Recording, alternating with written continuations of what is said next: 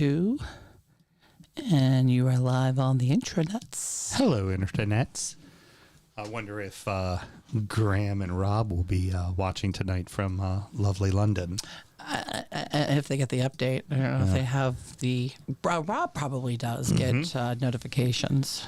When are they flying? They're not flying until Tuesday. They might bump back to Wednesday if they can pull off going to the Champions League game on Tuesday. Oh, wow. Yeah, that would be worth it. Pow. Oh, yeah, they were supposed to, Tuesday at 4 or something like that? Yeah. Yeah, it's only 11. At 11:30, whatever time it is right now. Are you texting them? Yep. Got a couple people checking out. Nice. Love it. Hi, people. Sorry there. I'm being rude and not talking to anybody or anything like that. And I was trying to text my my co-host in London to let him know that we were on live because normally we're not on live when there's still sun outside. We don't have boots on the ground usually. Yeah, that's true. True. Dude, we've had a bunch of our people over the past month. You know, you went, Lars went. Obviously, Rob and Sam are there now. Alan.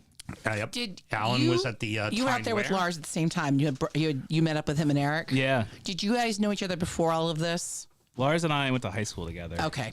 But I had wondered. Yeah, I've met Eric here. Okay. For the whiskey show on the 3rd of July. Mm-hmm. And then Megan hung out with Eric and Lars at 3rd of July. She's like, oh, they're so cool. Like, Eric and I have the same anxiety. Aww. So, yeah, that worked out. Yeah. I'm always impressed because knowing Eric fairly well He's now. such a nice guy. But he does not like to go. But the 3rd of July and the whiskey party, he loves being at these. Well, and he also becomes a chatty Cathy too, which I find even better. I'm like, look at him talking and being all social. 3rd of July, like Matt Gray, when he comes, he's also got anxiety. And he just sits on his laptop, but he likes being around people. Yeah. And there's so many people and so many things going on that you literally can just people watch and be there and not be there at the same time. And then I get Maggie, who just hangs out with me at the grill the whole time. It's the funniest thing ever. Maggie and I drink whiskey and sit at the grill. Sit at the grill. Jeannie sits out in the lawn and Maggie's up there with you. Yep, it's fantastic. Fucking fantastic. I love it. I think Megan and I are planning on staying all night. Nice. Yeah. I like that. It's a Friday? It's a Friday. Yeah, it's Friday. You want to bring a tent? Sure. I don't know if we have a tent. I've offered to people if they wanted to pitch tents in the backyard. And we tell that to people all the time. Like, you want to stay? No one's ever taken us up on it. We're not tent people. Looks like we got Rob checking in. Hey, what's up, Big Bobby the Plug? I will take thank you very much, thank you for all the things. And if you go, you could have won the game. I tell you, at least I got you a fucking draw. Yeah.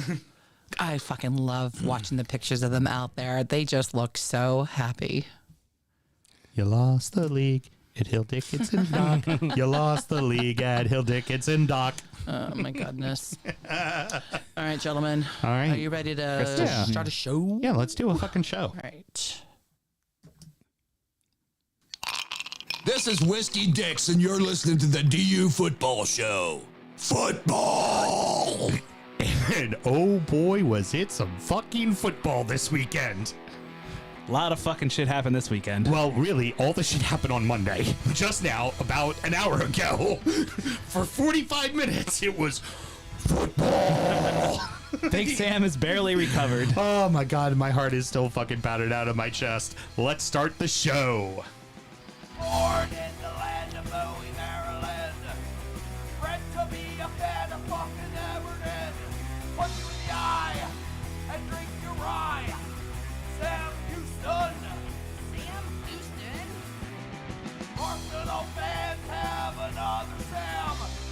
Right, A.A. the fucking Gooner Graham. Stump of a lord. Look straight in shorts. Sam Graham, hey. Sam Graham. Fucking United!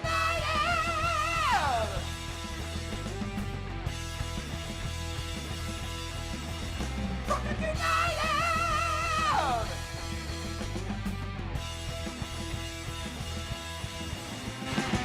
Hello and welcome to the DU Football Show, a completely biased recap of the English Premier League as told by two common American schmucks. I am your host, Sam Houston. My co-host, Mr. Samuel Graham, is away on assignment in the lovely London, England, watching the Arsenal play this weekend. But my co-host sitting in for us tonight, our good friend and lead supporter. You all may know him as Geckle, but our good friends like myself know him as Geck. What's up, Dave? How you doing, man? I'm great. The weather's turning. We got spring here in Maryland. Leads are staying up. It's everything's turning up roses. Leeds, we're going to get to it. Leeds staying up. They've gotten 4 points off of each of their bitter rivals this season. A date at Wembley didn't go the way you would, but still a date at Wembley. It's been a fucking massive season. We're going to get into it. Yeah. I mean, yeah. Well, got to remember, you're a massive club, apparently. You're goddamn right we are. And, of course, on the ones and twos, Producer Mel. How we doing over there, Producer Mel? I'm alive. Yeah, Can't you ask are for anything more than that. Finally recovered from what was. I'm not recovered, but I'm on my way. I mean, is anyone truly recovered from May Day every year, Mel? I'll be recovered in June. I'd say each year it takes just a little bit more off of our life. We have an update from England. Mm-hmm. Sammy has gotten many DU stickers on pubs, Southwark, I love that. Camden Town. I think he should now start listing towns. That's fine. I'm good with that. He's just heard of boroughs those, within London. Yeah. I love it. Put them everywhere. Westminster. They have a great dog show. Mm-hmm. Yes, they do. Tower of London, yeah, Westminster. We're recording at the DU Public House just outside the nation's capital. You can check us out wherever you get your podcasts. And, of course, streaming live every single Monday night. Should you want to chat with us, there's many ways that you can. Mr. Geckle, how do people get in touch? First of all, by email, dufootballshow@gmail.com. DU Football on all the socials, and join the closed group DU Football Show. Drunkard United FC. Yep, Yeah. there you go. I should know that. I'm in the group. But you know what? I just threw it to you without, you managed very well. Thank you. Good job, sir. Snaps. Yeah. Like that. Very, very good. And, of course, yes, Producer Mel.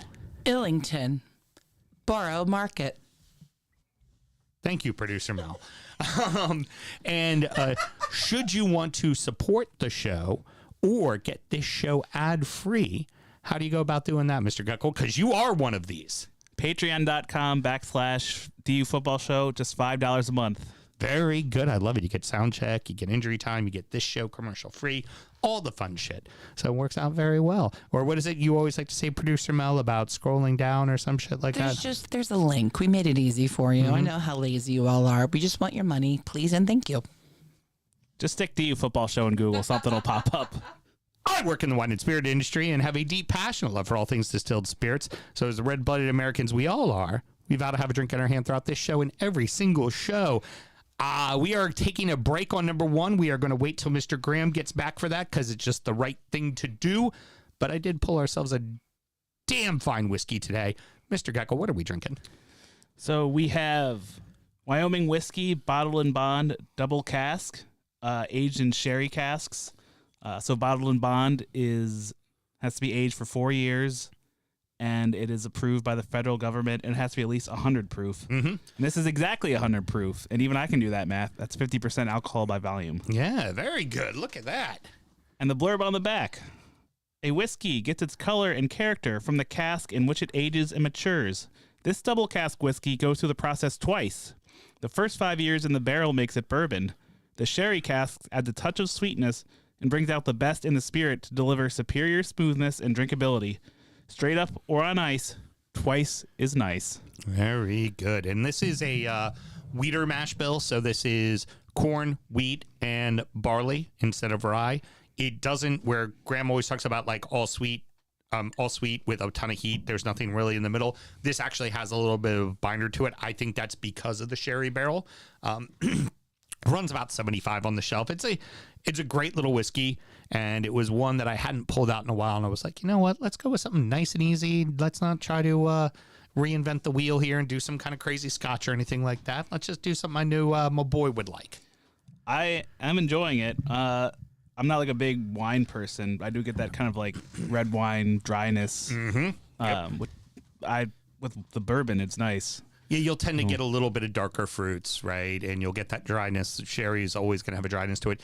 It also, even though sherries are dry, it still has this kind of a rounder mouthfeel to it as well. That's the wine of it as well. And it just matches very well with corn. It really does. The sweetness of corn and the sweetness of sherry work really well together. And if you would tell me this was 80 proof, I'd go, yeah, that makes sense.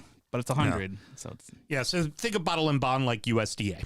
You know, it's just the government has its eyes on it, and it's also technically supposed to be in a certain distilling a bonded period. warehouse, right? A bonded warehouse and a certain distilling period, right? So like a quarter, right? So a part of distilled in a certain 3 months of the year, and then aged for the next 4 years in that situation. You know, that's typically how that works. But what else should we always do, Mr. Gecko? Always remember to drink responsibly. Excellent. Let's get to it, good sir. Cheers. I had the whole show written out, and then today happened. We opened with the title race that saw Arsenal finally set the tone for the weekend, followed by a batshit crazy match at the Hill Dickinson Stadium that might have decided the title. Arsenal 3, Fulham 0, Manchester City 3, Everton 3.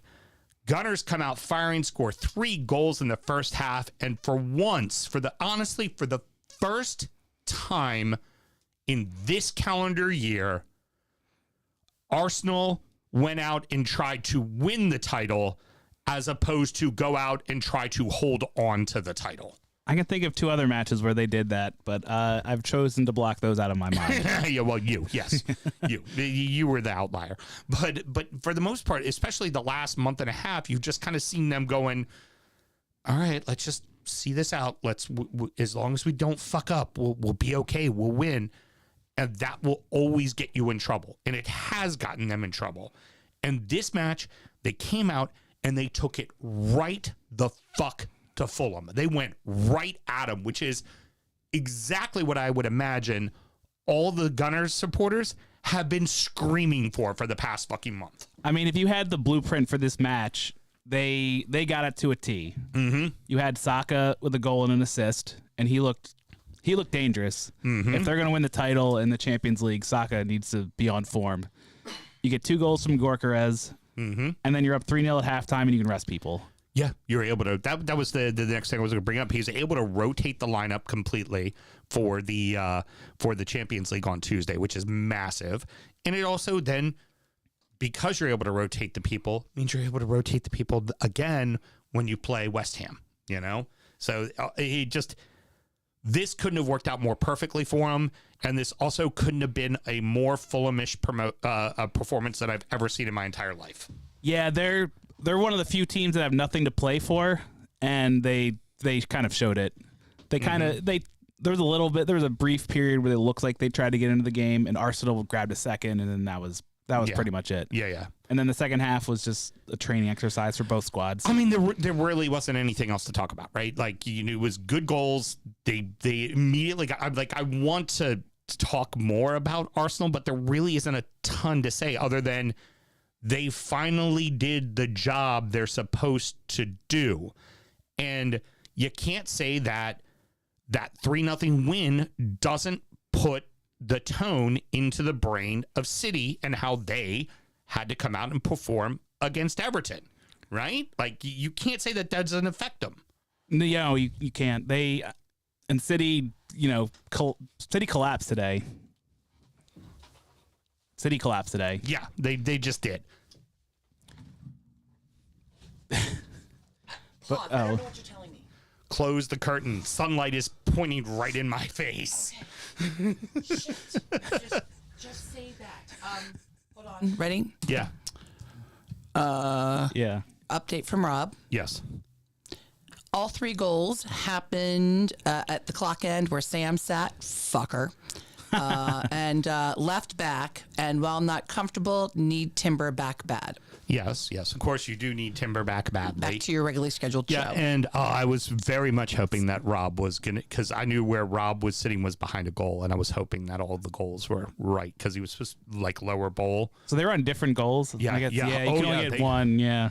Same with Leeds is like that. They had planned everything to go over. They did not get put in for the ticket pool, right? They kept trying, but they never got it picked up for the ticket pool, so they had to do it secondary. And they were able to get them one apiece, and Sam got the first ticket. They didn't have the second ticket secured until day of match. Wow. And Graham had already said, he was like, if we don't get a second ticket, I will watch from the pub. And Rob is going in. Like, because Rob's never been. Yeah. Like, Okay. Rob's never been. So he was like, I don't care. But Sam ultimately ended up getting a seat and getting in. Let's go ahead and get to really the bigger story. Yeah. What a fucking game. I mean, Yeah. even the first half, right? So the first half was, there wasn't a ton of action, but there were opportunities on both ends, right? Yeah. And it was exactly what you expected it to be. Everton were going to be tough. And City, if they were going to have a good day, they had to score, and they had to score quickly. And the fact that they didn't just made it tighter and harder. Yeah. And it just, the funny thing is, there's six goals in this match, and it was the first goal and the last goal were fucking class. The other goals in the middle, the 4, were garbage mistakes by people. Like, every single one of them were a mistake. I would say what a brilliant pass for the third goal. Yeah, exactly. And it was just like, For Everton, that is. oh yeah, but it was just a wild game. At the end of the first half, it's up 1-0, but you could kind of sense it was like City were starting to feel the pressure, like they just expected to be up already. And this was with, already a couple of yellow cards on Everton. The big thing that Everton did, and it's exactly what you expected to happen, they bullied them. Yeah. Like, there were a ton of fouls on Everton. Everton just went, oh, okay, you want to come in and hold possession? That's fine. If you're more than 40 yards away from the goal, we're just going to knock you on your ass, and we don't care if the ref blows the whistle. Yeah. Like, that's fine. Like, I think there was something at one point before Everton went up in the second half, there was something like 20 fouls already on Everton. They were like, we're just going to punch you in the face. That's what we're going to do to you. Yeah. Kustanov kept the ball too long and they just went in on him. Mm-hmm. Yeah. Every time. It was Beto did it to him, and then Beto did it to Gay in the second half, and that's when he got his yellow card for it. But he was just like, yeah, I'm just going to fucking crack you. Like, you want to take too long with it? Fine. Yeah. Yellow card well earned. Yeah. Yeah. Yeah. Which is also weirdly ultimately what led to his substitution and bringing in Tiano Berry. And Tiano Berry has not been in form, and he has not been a fan favorite lately. Boy, you want to earn back the fans? Go out there and score a brace on City. Sometimes you just need a great pass from Mark Gahey to set everything up. Oh my God. It was funny to see for me that it was, particularly the 3 goals that City gave up, was just this comedy of errors. And when we sit here and laugh and talk about, oh, Arsenal bottling it, blah, blah, blah, like, that was a fucking bottle job by City. Oh, yeah. That was They luckily salvaged a point that they probably didn't deserve. Like, Njai had 2, he should have scored. Yeah. And also, not for nothing, I didn't realize that you can wrap your arms around somebody, hug them, throw them to the ground, but as long as the ball wasn't going towards them on the corner kick, it's not a foul. Oh, if your name has Silva on the back, you can do whatever you want. Because you play in the Premier League for so long, you just get those kind of breaks. I was baffled because that would have been a penalty, and Jai probably would have scored that. Then you make it 4-2. Yeah. And the game's definitely over at that point. But let's start with that first goal. Tiano Berry in an offsides position, but does not make himself a part of the play. And then Mark Gahey just does a lapse in judgment and just does a soft pass back that went right to fucking Tiano Berry, who puts it away. Yeah, that was a horrendous pass. And, if you want to say that it's biased for the top 6, VAR could have found a way to chalk that off, and they didn't. Yeah, they really could have. They could have tried to figure it out. But for me, it was, and this is really, it's the rule. Yeah. The minute he doesn't the defender make a play plays on the ball. Yeah. Yeah, he never made a play on Gahey. And the minute Gahey played the ball, he's no longer offsides. He's in play. He's a player on the field. Yeah. And that's what did it. So, you're right. VAR could have figured out a way to get that, right? And then the second goal, I can't believe City never adjusted to this, but there were 3 corner kicks in a row that Garner was just ripping it on that near post. And no one bothered to push anybody out of the way. A lot of big boys on Everton. Right. Yeah. And then Donnarumma's looking for a foul, and it's like all that happened was Jocelyn in the box. Tark stepped in front of you. Yeah. Like, if anything, you were holding his jersey. So, like, why are you looking for the foul? I think in general this season, there's been a lot more contact allowed on keepers. Like, you have to be playing the ball and, like, really, you know, Spurs earlier in the year against Everton, there were two where, like, pushing, like, open arm on Pickford, and they weren't called. So they've been, like, the keepers got to fight for their space. That's how they've been about it this year. They haven't been showing the judgment on the side of the keeper. They're like, no, you got to actually earn your spot. You got to fight for your position. If you're not going to fight for your position, we're not going to call it. But that one wasn't even in prior years, that wouldn't have been called a foul. Yep. And just bodies in the way. And then again, but there was,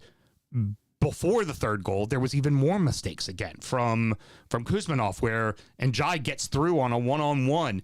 And I think the commentators were a little too hard on Njai. They were like, oh, you got to be better. You got to put it up or whatever. As a keeper, typically when you're coming out, your hands are going near post. Your hands aren't going far post. I think Njai thought he was going to see Donnarumma's feet, not Donnarumma's body. Yeah. And you tried to do it. You tried to... They always say don't sky it, right? Yeah. But then when you put it on the ground and the keeper says it, they go, oh, you should have lifted it more. Like, well... Donnarumma is also one of the best keepers in the world. And he's also what kept them in the fucking match. Yeah. As well, because then Njai would have another look. And now he could have passed it, but Njai, typically I want him taking that shot. He just didn't get a good clean hit on it. Yeah. But then you go to the third goal, yet another mistake.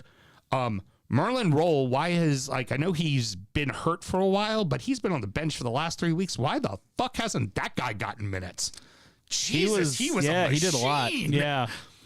He was expected to play on defense, and then also was, like, had two runs. He had the run in the first half that Donnarumma got the hand on for the cross that would have surely been a goal by Beto as well.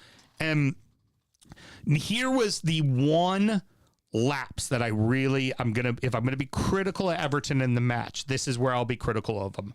They go up 3-1 right off the kickoff, and it's two veteran center backs, and they both went in opposite directions and let Holland run right down the fucking middle. I mean, it was like from the kickoff, all of a sudden, you know, I was at work, so I was kind of looking at my work screen, looking at the laptop. And then all of a sudden, Holland's on goal, and it's 3-2, and you go, they got plenty of time to do something.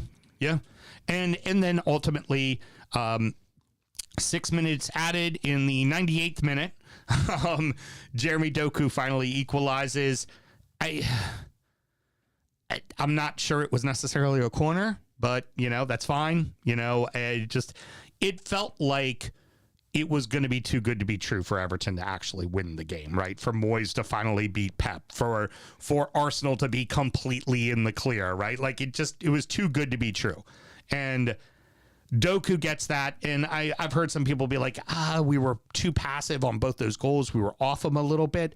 That's kind of the point. Like, okay, you can only beat us in one spot. We dare you to hit it. Yeah, I mean, he hit it twice. Everyone for Everton was in the box. So he had to really... And also, how many times do you see that shot go in Road's Ed?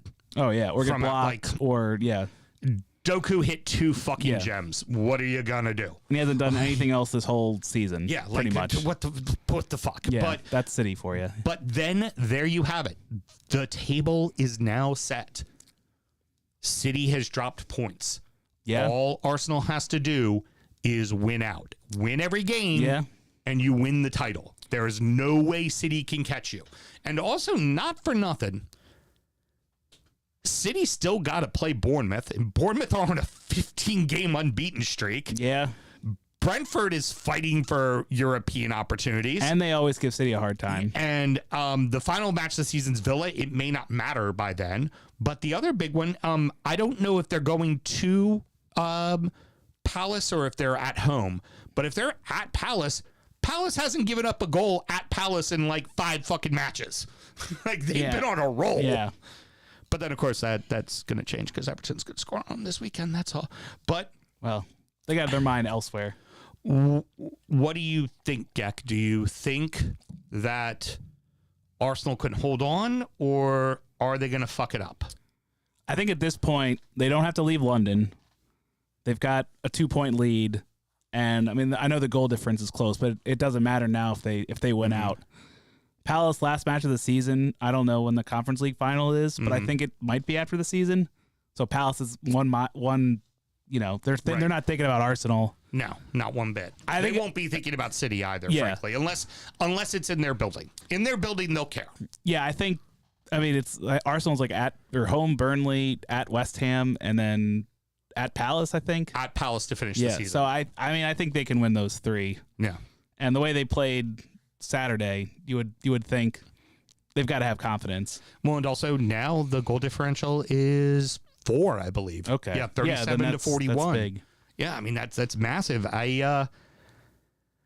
Boys, we couldn't have done much more for you. And also, I would love to end up seeing Arsenal win it, so then I can just hold it over those fuckers' heads from now on. Part your trophy. Yeah. You won the title thanks to us, not thanks to you. I will say that point is big for City because now if Arsenal draw a match, they still have a chance. They still have a chance. They had to get that draw. Yeah. If they would have lost, it was over. Yeah.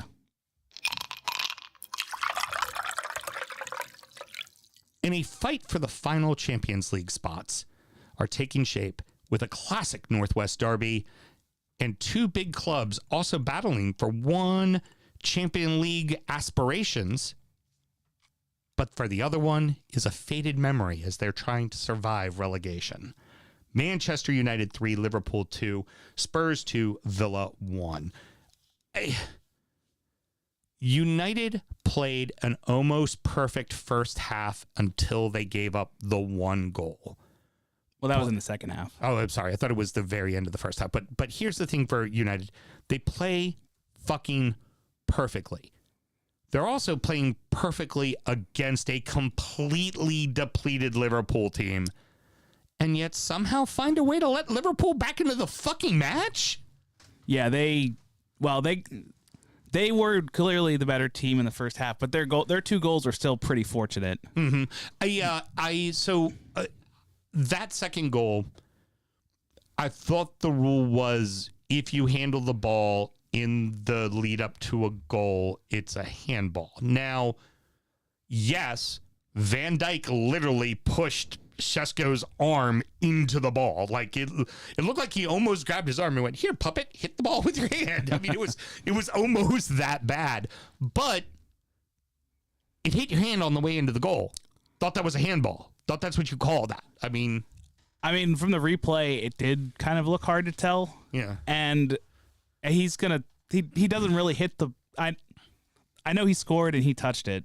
Yeah. Or they wrote a letter or whatever. But I think before we changed the handball rule, we would look at that and go, "That's a goal." Yeah, and there wouldn't be a discussion.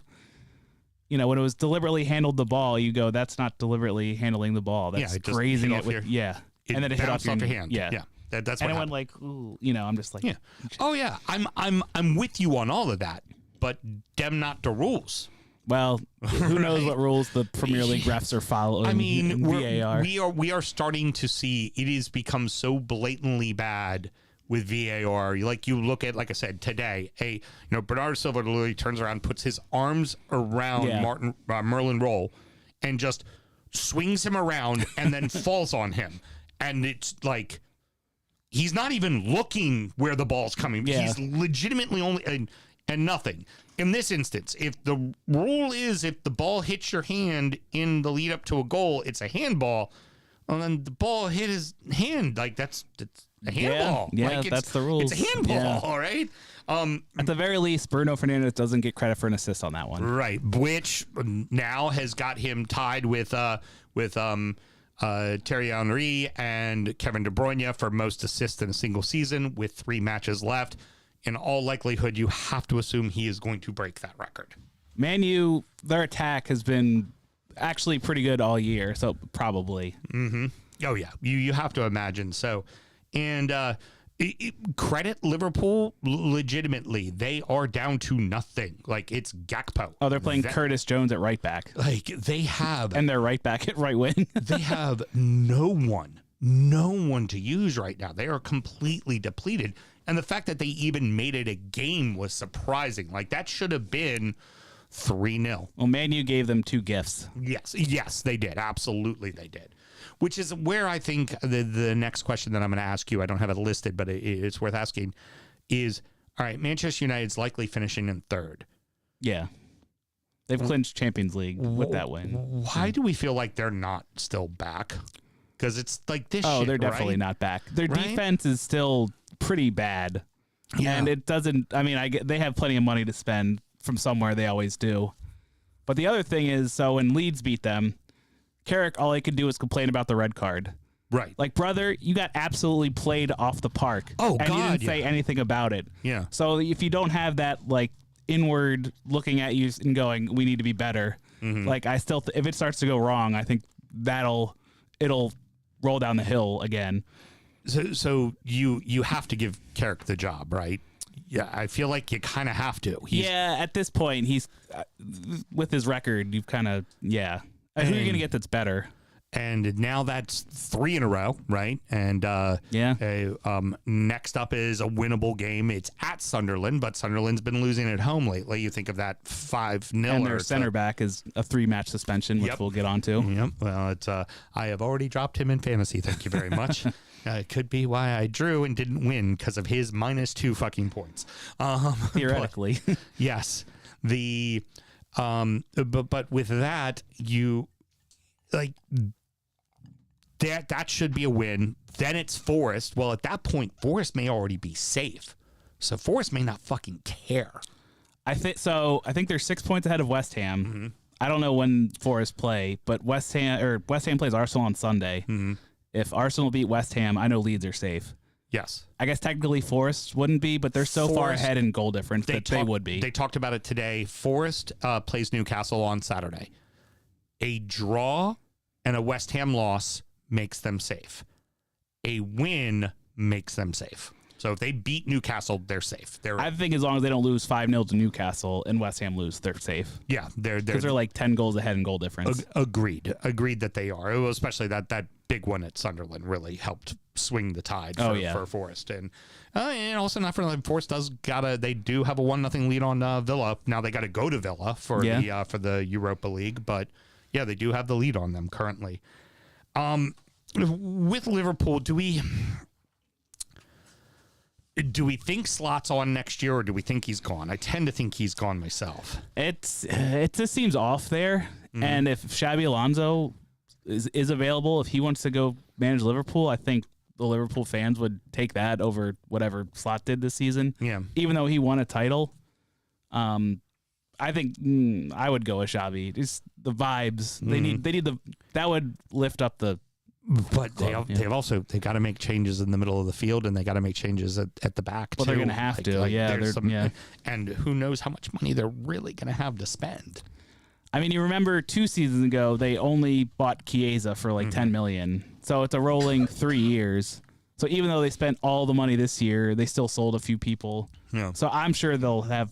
And then the Prem doesn't seem to want to punish anybody in the Big Six. Right. I'm sure they'll spend $200 million on and players. get away with it just fine. Yeah. All right, moving on. Spurs finally show some fucking resolve. They actually look like a team who was trying to fucking survive. And Villa looked like they gave a bunch of Make-A-Wish kids Villa jerseys for the first half. It was horrid, absolutely horrid. There was, it just The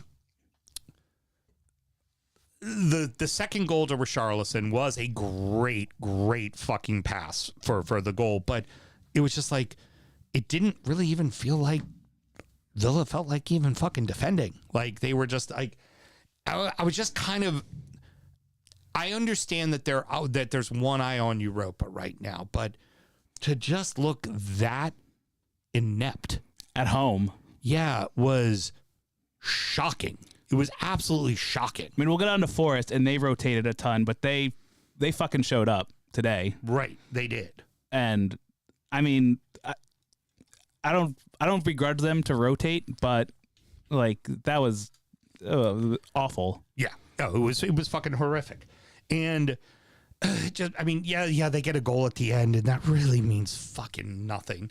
And But for Spurs, this now puts them 1 point ahead. They're just outside of the drop. And now the onus is on, again, West Ham to get points. And their goal differential is much better than West Ham's. Yes. And I don't see... Yes, West Ham play Arsenal tough. They've played Arsenal tough the past couple of seasons. You don't think for a second Arteta is going to be in his players' heads about that and reminding them, you're not going to drop points to these fuckers. You've dropped points before to these fuckers, and you've lost the league because of it. Oh, after Atleti, he's got to be saying, it doesn't matter what City did. We got to take care of ours. If he's a good manager, you know, which I think he is. Sorry, that was just me checking my notes because it sounded like you were talking about Arsenal again. Yeah, it was just a little, just for a second. You know? Well, I mean, well then, since you want to have your mic on, let's go ahead and hand you your shot of Malort, producer Mel. I know there's not much to say because it was really bad. That's an awful small one. That's very nice of you. It should be way bigger. It's up to the logo, which is where it always is at. The tails. Yeah, I got to say, we were at my mom's birthday party, fellow Villanista Cole and I, and we were doing updates. And then at some point, I went, fuck this, put my phone away. I will say it was a good second half nap. Yeah. I mean, I had to go back and watch the highlights, and I wanted to stab my eyes out with a pencil watching the fucking highlights. And that's just the highlights. How you doing over there, producer Mel? Weird that it doesn't taste that bad. Well, it's because you had to throw back a couple. I've been getting used to it lately. Yeah, I don't like this trend. Yeah. Well, I mean, you started the year drinking it a lot, and you're ending the year drinking it a lot. It was just in the middle when you went on that nice run where you didn't drink it a lot. Remember when you were a potential title contender, Mel? Remember that? That was nice. I never thought that. I never thought that either, but it was a fun week. It was a fun week. All right, so Gek, now that you are almost afforded the luxury of being safe, I know that there's still that little bit of doubt in your head because Leeds. Yeah. Who do you think it is? Who do you think goes down? Do you think it's Spurs or do you think it's West Ham? I think De Zerbi's kind of instilled enough in them that they can. They'll get it over the line. I think West Ham had their little run of form, but it comes down to Leeds. They play both Spurs and West Ham away, so Leeds in London, you don't know what's going to happen. Yeah, no. Well, I mean, you do know what's going to happen. Normally, you lose, except for this year, you finally figured out how to get a couple of draws. Yeah.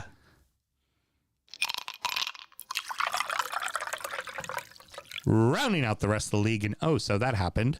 Leeds 3, Burnley 1, Brentford 3, West Ham 0, Newcastle 3, Brighton 1, Sunderland 1, Wolves 1, Bournemouth 3, Palace 1, Forest 3, Chelsea 1. No, I'm sorry, Palace was 0. They didn't score a goal.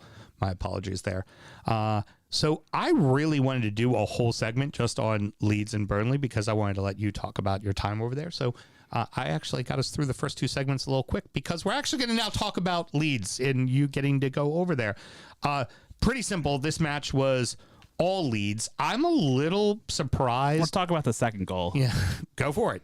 DCL with that sick back heel and then a cross for a volley just calmly into the side of the net. It's beautiful. Yep. I mean, your team's actually playing football. It's kind of nice, isn't it? Yeah, we try. Yeah. Well, it's. I think we all doubted it at the start of the year, and I would say you all as Leeds supporters were kind of like, well, let's fucking see, maybe, right? That he was going to go with a bunch of big fuckers, and you all were going to be physical. What wasn't going to happen is you weren't going to get beat off the ball. And it's worked. It's fucking worked. I know a lot of people weren't sold on Farka. I had some doubts in that City match when they lost. They came back from 2 goals down, then eventually lost, but he finally changed the formation, and that just opened up the whole season. Yeah. And they've been, since that happened, they're like 6 in the league. Yeah.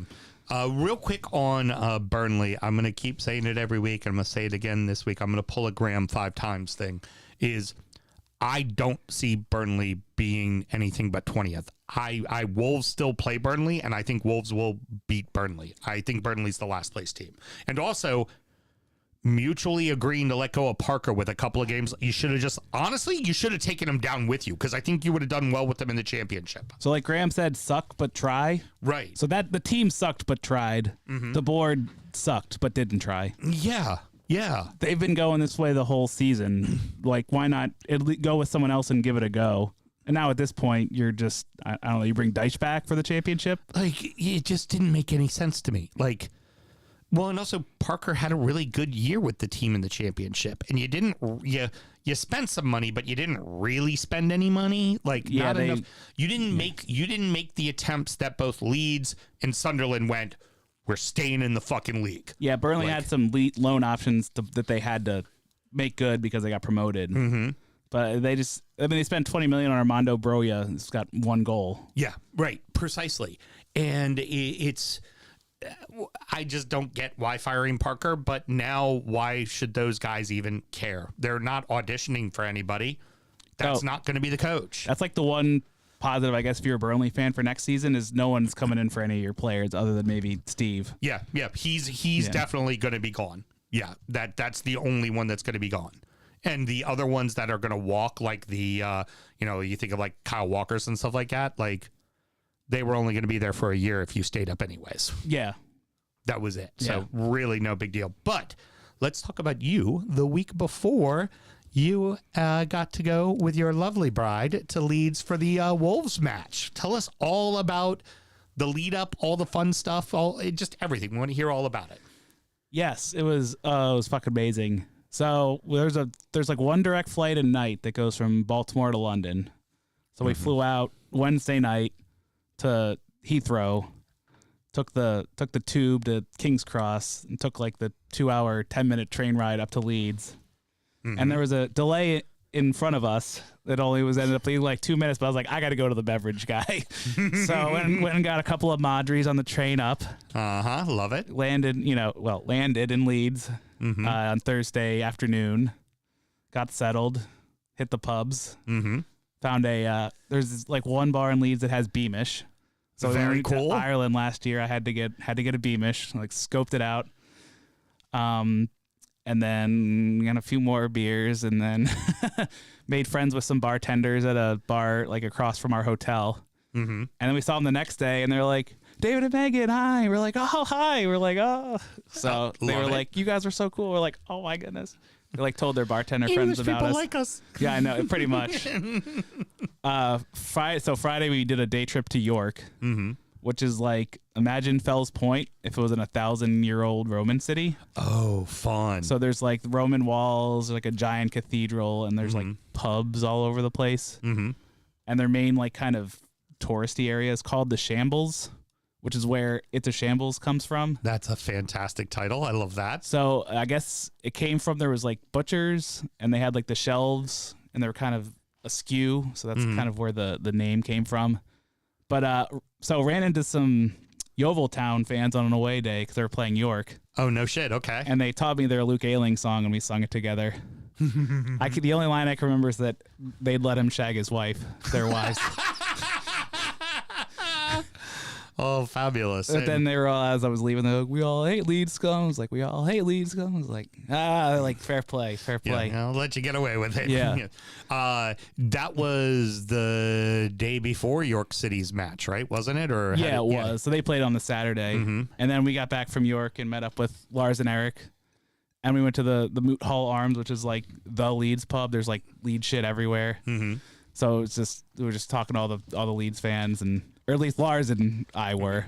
And then Megan and Eric were like, look at our fucking asshole partners that we're with. Yes, we're going to sit here and talk to each other and ignore everybody else. Yeah. But let the two social butterflies go be social butterflies. And then so Saturday we were rested and ready to go. About to tell us about your posh ass experience. Yeah, so Leeds tickets are hard to come by.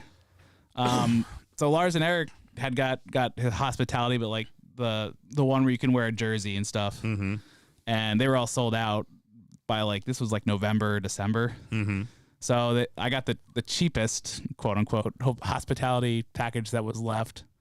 And it had like a 5-course meal, all you can drink. You couldn't wear a kit. Can't wear a kit. You have to be in a collared shirt. I had a sweater. Okay, gotcha. I had like a dark blue Leeds sweater. Okay. But you could wear sneakers, thankfully. Good.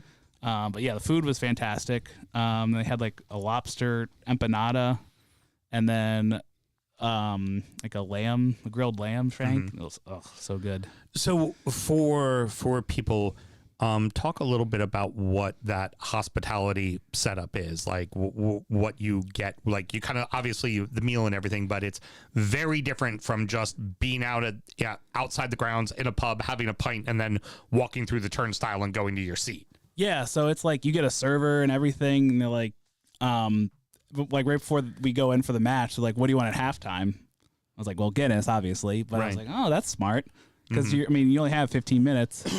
But yeah, like fancy servers and you get to meet a former player or two. Doesn't somebody come through? Yeah, somebody comes and like they do a little preview. I actually didn't know who it was. Mm-hmm. Like the people that came for Lars and Eric's, I was like, Tony DiRigo. I was like, I would have loved to see Tony DiRigo. Mm-hmm. So I guess I also didn't fanboy out, which I guess is probably a good thing. Right. Your wife wouldn't have been more embarrassed by you? Yeah, exactly. Yeah. Well, she just films me when I do it. I think she likes doing that now. I saw multiple Facebook posts about you going off being a nerd. Yeah. And she was like, look at my husband being a jackass. And then, so 15 minutes before we all everyone walks to their seats together. Mm-hmm. So we're in the east stand up at the top. So it's, it's weird for football that like all the best seats are up at the top, but you can see everything, right? Which is pretty fucking awesome. Is it a little bit more of a roomier seat as well, or is it all pretty tight? It's still pretty tight. Yeah. It's still like the seats you go, okay, this is a regular, seat. Got it. You just have you eat beforehand, you walk upstairs, you come back down for a pint, you go back upstairs. And some dessert. Nice. Very good. Very good. Yeah, and then, so the first goal, score a fucking bike. Mm-hmm. I've been supporting Leeds since like the 2012. I've never seen Leeds score a bike. Right. And I didn't hear anyone talk about like famous Leeds United bicycle kicks. So I was like, oh shit, this never happens. And then they score right after. And the guy next to me, we're like hugging. Right. Because it's like 2 minutes after, and I do like a Howard Dean. Yeah. Because it was like it was a counterattack. I see Aronson with the ball. I see DCL in the middle, and I see Okafor on the left. I'm like, if Aronson can play the perfect ball, they're gonna score. I see the ball. I see Okafor get it. I see him put it in, and I just like lose my shit. And the guy next to me, he let in, but I definitely was like, yeah, get in. Yeah. Love it. Very good. Very good. And post match, do they just send you straight out into the street, or do you do something after the match as well? So yeah, it's like the hospitality was like open for another hour. They had like macaroons. Of course, got another pint because why not? Did they do the player of the match up there or no? Because I've seen some clubs where they'll do whoever got the player of the match, they'll have them come up and get it in front of the people in the hospitality suite. So they had like the post game kind of wrap up, but they didn't have player of the match come up. Oh, okay, gotcha. Very good. There's probably another level that they go to that. Yeah. I know they always will typically have one player hand it to another player in the interview, but I've also seen that there's clubs that have like the player of the match go up to the hospitality suite and like, thank you for coming out for the match, blah blah blah, like a real quick hello. But they all get to see the player with their player of the match fucking trophy for the day. Oh, very cool. And then how long did you stick around after that?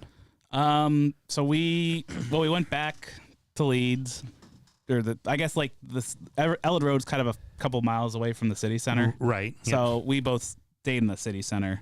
So we went back and got some Southern Indian food for dinner, and then got a few more pints. Talked to some Norwegians. I got Southern Indian food because what everybody gets here in the States is all Northern Indian food. You don't there's one place in DC that does Southern Indian. Yeah, it was like Kerala or something. Yeah, it was really good. And I was still kind of full from lunch. Right. So we kind of split a bunch of stuff. So it worked out. Excellent. And then when did you fly back home? So we did Prague and Munich afterwards. No shit. Yeah. Very nice. Very cool. Yeah, our friends, we did Frühlingsfest, which is like the spring Oktoberfest. And did you refrain from going to any more soccer matches, or were you told by your wife this would be the end of our marriage if you go more soccer matches? No, I think she would have let me, but we had other stuff going on. Fabulous. Yeah. Very good. Very, very good. So I got back Monday night. And was that your first time at Elland Road proper? Because I know you went to the Norwich game. Second. So we went in 2019 for our honeymoon. Got it. Okay. And then other stuff. But yeah.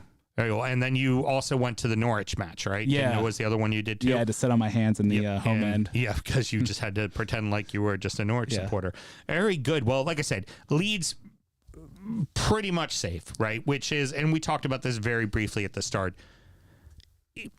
If I was to tell you, you are going to make a deep cup run, you're going to be safe, and you're going to get 4 points each off of both United and Chelsea, you would have probably ripped my arm off for that, right? I would have snapped your arm off. Yeah. And I would have said, what, 4th round?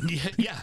Like, Yeah. I mean, you guys, yeah, exactly. Like, making it to fucking Wembley, Yeah. like, it ended up being an off day. Like, you never play well at Wembley for Leeds. You just never do. And honestly, Chelsea kind of pulled a U on you, is what it felt like. We haven't dove like that ever.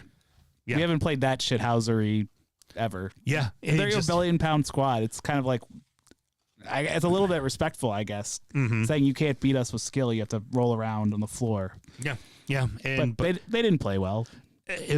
Chelsea deserved to win. So one brief, and then we'll get into the rest of the matches. But like I said, I really wanted to spend proper time with you and your trip. For the team next year, what are the major changes you need to make sure you stay up again? Because the last time you were up, you finished in top 10 and then fucked right off out of the league the next year. Well, we barely survived and then fucked off. Yeah. I guess they've been pretty lucky with injuries this year. I think they've lost the least amount of games due to injury. Mm-hmm. So I think it's more improving. Do you think there's anybody you lose to another club? Do you think there's anybody's going to come in for? I mean, I think Stack's been really good. Mm-hmm. He's somebody I haven't heard talked about, but I could see something like that happening. Maybe I think DCL, the way he plays, he's kind of, there's a reason he hasn't gone to a big club. Right. So you would think that he would probably stay around. He fits you guys very well. Yeah. I'm hopeful it's more just kind of the fringe players that haven't played a lot. Mm-hmm. There was talk about Tanaka going, but he's kind of gotten more minutes lately. Right. Maybe, Well, you kind of got Longstaff because you weren't sure on Tanaka in the Prem. Yeah, I think, Longstaff is like a solid pro that's Premier League experience. Right. So I don't know if anyone individually is like at that level where, like a top 6 team's going to come calling. Right. Because if you're at Leeds, why would you go to somewhere like Palace or Fulham or Bournemouth compared to Leeds? Unless you're playing in Europe. Unless, like, let's say Palace is in Europe or, Bournemouth is in Europe, you might go there simply to play European football. It's possible. Yeah. Yeah. But other than that. Yeah. I mean, I think they definitely could use more depth. And then I could see somebody like Nanto probably leaving. Mm-hmm. Whoever else hasn't been playing. No, Nato's not getting a ton of minutes, so Yeah. I can imagine he wants to go and play. Maybe Dan James leaves. Yeah, fair enough. All right, very good. Well, then let's get back to the actual action, back to the week in hand. It could not have gone possibly worse for West Ham. That was absolutely the worst fucking case scenario for the Irons. Yeah. 3 goals. 3-0. Yeah. It's what can you say? Yeah. It's like, if you're gonna lose, that's fine. Lose 1-0. Don't lose 3-0. Like, or especially with the way they've been playing, right? Yeah. Like, you would have thought that, especially off the back of the Everton win, the way they won that game, Yeah. just kind of would have thought they would have had something. And it was over by halftime, man. Yeah, and Brentford's cooled off. Yeah, exactly. Now Brentford right back in the thick of it, back in 7th place. I mean, 6th to 11th are legitimately separated by 2 points. Anyone could be in those final 2 European spots. Yeah, I just looked at the Opta XG stats, and it's such a clusterfuck. Like, everyone is the same this year other than basically Arsenal and Wolves Burnley at the other end. Yeah. I mean, precisely. It just in for Brentford, you know what? Good rebound after a disappointing week the week before. They seem to be there, right? For me, it just something feels like they're gonna ultimately miss, and I don't know if that's necessarily a bad thing. Yeah, they don't have a deep squad, but I think they'll probably fall into Conference League at least. Yeah, but I mean, you're not keeping Thiago. Yeah, probably not. You're not. But You're not. they always just find somebody else. They're fucking Brentford. They always find a striker. I know. It seems so odd. They always seem to just up front across the board. They always seem to find somebody else. You know, they've done it now since they've been in the championship. Back in the days of the BMW crew with Watkins and Wemo and Mope. Yeah. Like they just always seemingly know how to re-up every single time. Yeah. Moving on. Honestly, the red card changed everything in Wolves and Sunderland. Otherwise, I think Sunderland probably wins that match. But for Sunderland, it is absolutely the next to Granit Xhaka, Ballard being the one who got the red card is the worst fucking possible thing for them. Because that's the guy who has held them down all season in the back. Yeah, he's been there. I'm not sure how long, but I know he's there in the championship. I think he's been a few years. So that's kind of their emotional leader as well. Yeah, exactly. Outside of Xhaka. Yeah. And then with Wolves, I mean, at least you get a point, right? Like, Yeah, it's kind of. Edwards is starting to see what he has. He's kicking the tires with the young players, which isn't necessarily a bad thing. Figuring out who you're going to keep, who's going to be on that squad in the championship. I'm not sure they're a come right back up team. I don't know if there's enough depth in their youth system because that's if you go down to the championship, you better have a pretty good fucking youth academy ready to play because some of those kids are going to have to play very critical roles on your team. And then the money you're going to spend when you're in the championship isn't like you're buying a project. You're trying to buy someone who's going to bring you automatic on the field success in the championship. And that type of player is not a Premier League player. Well, we've got Joel Pirro for sale. Come and get him, Wolves. Precisely. They are championship players for a reason. Yeah. They do really well there. They're very used to that level of physicality, that rolling schedule. They can manage that. Well, but they already can't got do it beyond there. They already got Adam Armstrong. That's the first step. Oh, yeah. God, yeah. He's a master in the damn championship. That guy's a 20-goal scorer every year in the championship. Oh, yeah. Promotion masterclass. Yep. Relegation masterclass, too, unfortunately. Don't look now. Cherries are now in fucking 6th place. Yeah, 6th fucking place. Yeah, it's 15 games unbeaten after an absolute nosedive. And here's the funny part. It was a nosedive. And then the start of that 15-game unbeaten run was a shit ton of draws. It wasn't like they were winning games at first. Yeah, you could do the other way around and go, they haven't won a match and they've only won 3 of their last 15 or whatever. It's more than that, but it's been so many draws. Well, it's been a bunch of wins in a row recently. But for the long night, but for the most part, it's been a lot of fucking draws. Yeah. But you got to, this is another one of those teams. I think they're more primed to be able to manage Europe than Brentford is. Although they're losing their manager and inevitably players are going to get picked off from them. This is what always happens. Yeah. So they're a small, tiny fucking club that should be in League One. Mm-hmm. I mean, it's a tiny, tiny little stadium. It really is. But the new ownership group has really thought out how they do things honestly, they've taken a lot of the Brighton model and they've done it to a T. And I feel like they'll be able to take that European money and invest it a little bit smarter than, say, Brentford would, because Brentford would just have to do it for depth. I think Bournemouth would be doing it more for a particular slot of player to fill. Now, who's the manager going to be? I don't know. Marco Rose. I think they announced Marco Rose. He managed in Germany. I think he's been at like Dortmund, Mönchengladbach. Never really won much, but he's been in Europe. So this is kind of one of those. It could go either way. Well, and at some point, if you haven't won in Germany, but you're ready to make the move as a manager to the Prem, this is kind of the club you got to go to. You got to go prove yourself. But if you don't go to Bayern, you don't win in Germany anyways. So it's very hard. Dortmund wins a little. Yeah.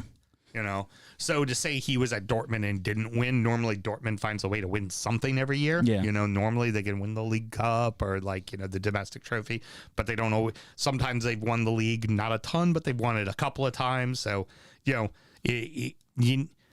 he obviously needs to prove himself, but he's going to have to prove himself with a smaller club, and Bournemouth's probably the right fit. What did I miss there? Tell me. Newcastle, Brighton. Oh, yeah, Newcastle, Brighton. Newcastle kicked the shit out of Brighton, and God, they desperately needed to, because I think Hal would have been fired if they didn't win. And they still almost blew it. Yeah. They should have been up much more than 2-1. Mm-hmm. And Brighton had chances at the end. Mm-hmm. And they finally got the clincher. Agreed. Harvey Barnes saw those yellow kits and thought he was playing Leeds. Yep. He just had to score.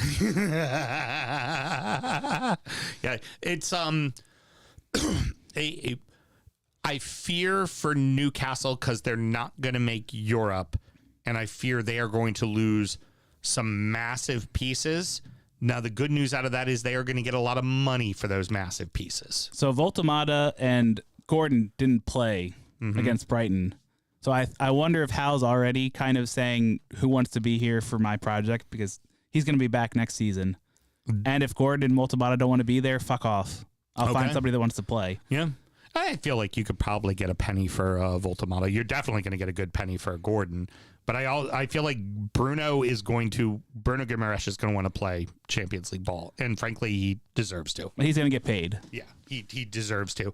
And I think Tonali is ultimately going to move on as well. So they're going to have a lot of things they have to fix in the middle of the park. I mean, I think generally they've done well with their signings. This year, I guess Visa's been hurt a lot. And then the Ishak was that really fucked. The Ishak thing fucked everything up. Yeah, for Liverpool and Newcastle. Yeah, it really did. Yeah. That holdout really did affect them. And in the case of Brighton, it was like they're so inconsistent. They're just always inconsistent. The only thing consistent about Brighton is Brighton's inconsistency. And here, everybody were starting to think, oh wait, hold on, they might make Europe again. Champions League? Yeah. Nope. And Would I be surprised if they are in a European spot? No, I would not. But I also wouldn't be surprised they finished in 12th. Yeah, anything could happen. You're right. Like, again, the only thing consistent is the mass inconsistency of that club. This entire season is how it's been. Brighton's Leeds' last home match of the season is Brighton. And I think if they've clinched safety, it's gonna be like a party atmosphere.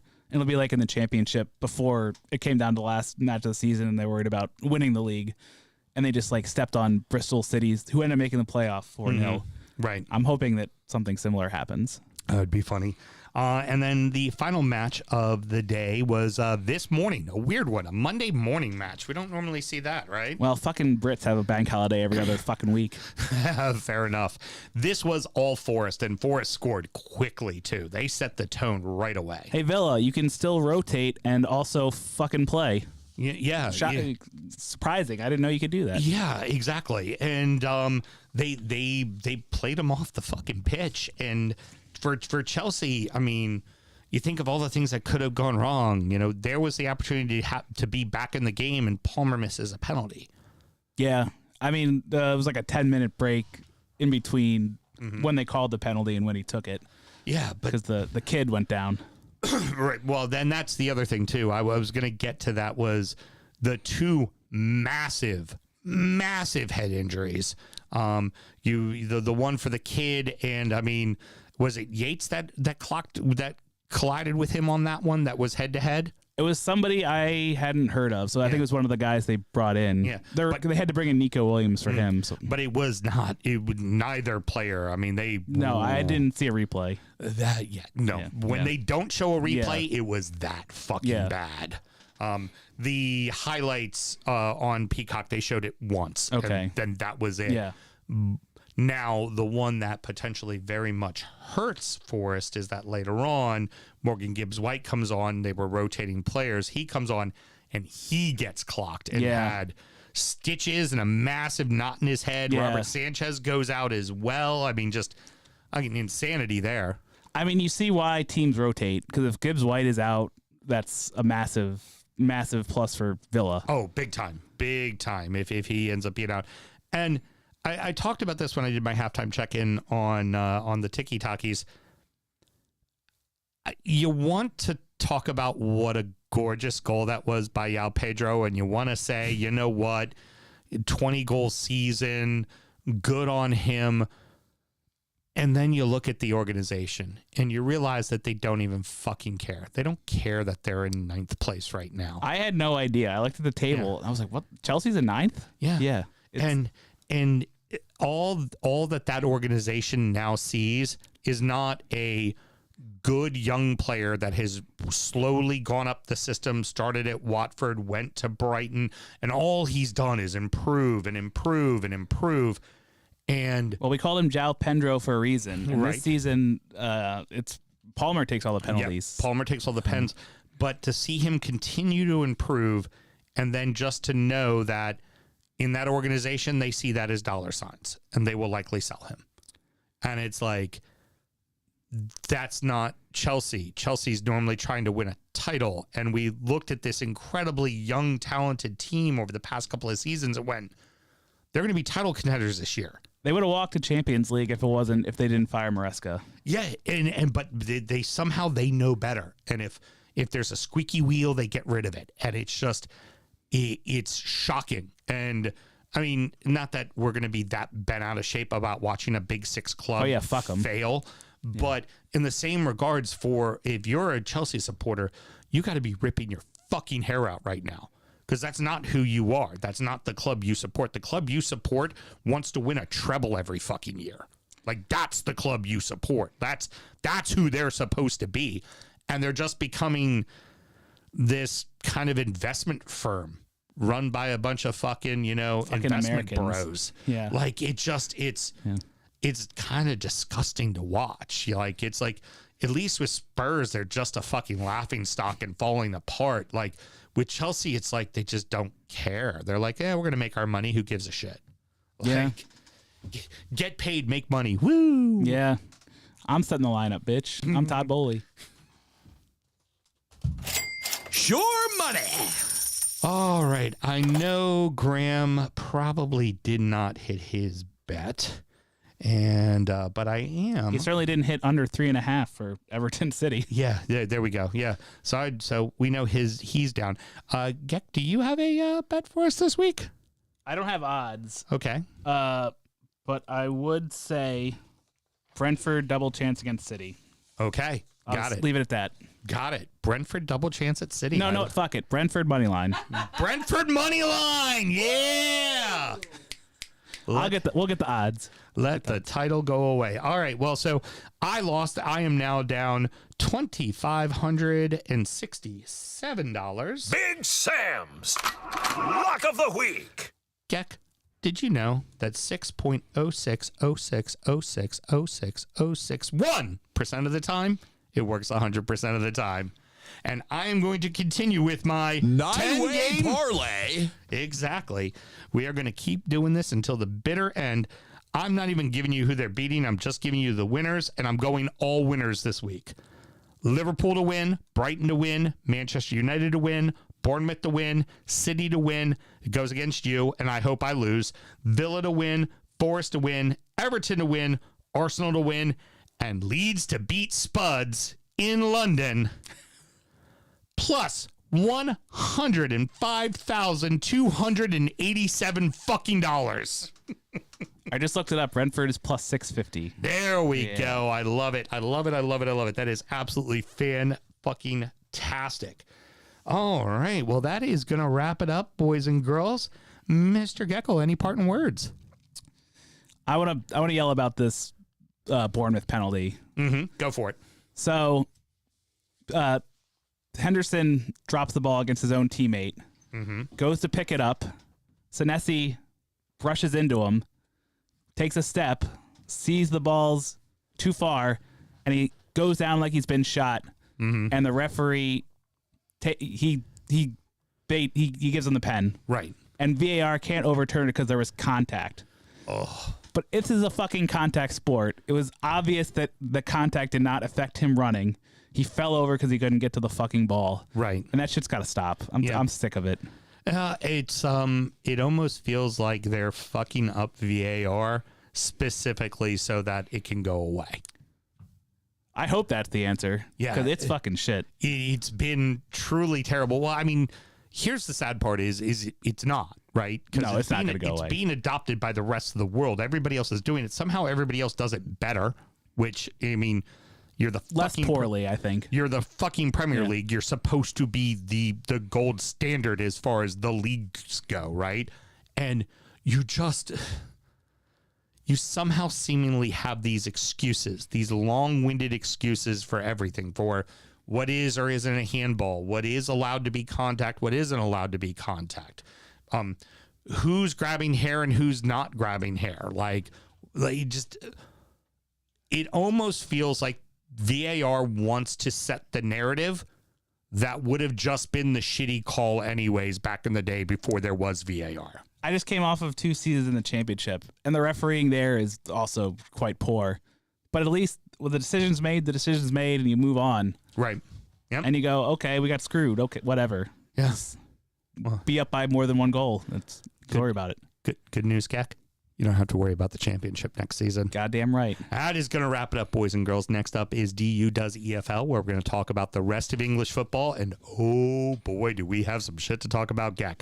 Because unlike Graham, Geck watched everything. Yep, in the veins. In the fucking veins.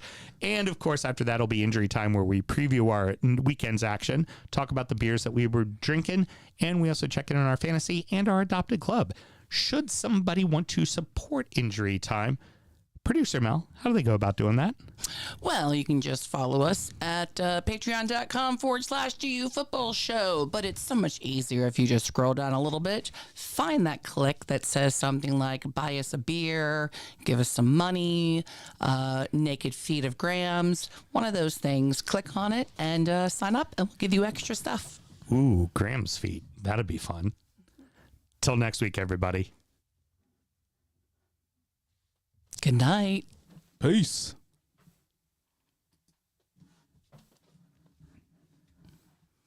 Are we sticking around for next show? Yeah, let's go ahead and do the next show. I mean, I'm going to take a quick break, but yeah. All right. Then, Shore Billy, if you're hanging out, we're hanging out. If you leave, we leave. There you go. Like that.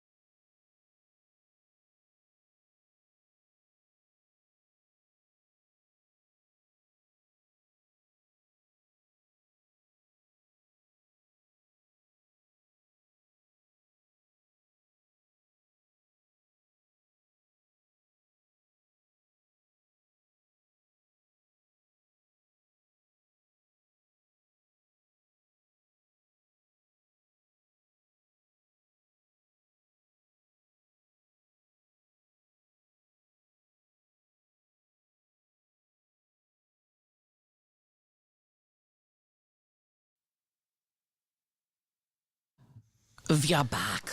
Hello, everybody. We are back. Nice. Yes, we're back. Back again. Have you guys... Do I need to feed you the Naptown Lager, or have everyone had it? I've had it. I don't know if I All right, I'll get some for you, Echo. All I have in my cooler is, like, sweet shit. Mm-hmm. I'm like, I just wanted a beer. got a cold snack if you want. Well, I just cracked this, so I can have it next. Yeah. I'll just pour a little bit from yours into a cup or whatever. I got 2. Oh yeah, I've got. You gave me one, so I'll pour some into a cup for her. You want some Naptown Lager, baby? Not necessary, but hand me a cup because I'm going to give you some of this cold snacks. So this is IPA, but I don't know if you'll... No. No pineapple or habanero? No. Okay. I mean, I'll try it, but I'm not gonna. There you go. That's cold snacks. What is cold snacks? Cold snacks lager. Montucky. Montucky. I'm sure it's one of those local beers that PBR owns. Mm-hmm. But I always see it like... That's a good hot weather beer. Yeah, I've When first you're place I saw thirsty. was Vegas. I think it's in Nashville, and then I'm not plugged in. I saw it at Lighthouse Liquors. I was like, okay. Yeah, fuck with that. Yeah. It's very light. Yeah. Shorebilly says he's stuck at work with nothing to do. Ah, very good. Well, if he's stuck at work with nothing to do, at least he's listening to us do our show, because if he wasn't, I would get done with this show and I would have 587 TikTok videos. About the quarantine. And then 2 Facebook videos and 1 Instagram, because he's got to diversify his funds for me. Diversify your portfolio. Which also, Wu-Tang Financial. I'm also sure, Billy, I'm saying that just fucking with you because I love the videos. He's gonna laugh when he listens to sound check me talking about my unread messages, because I finally was reading my messages during the show, and there's one from him like with all of his pictures, and another one of like Samuel Jackson like going hello.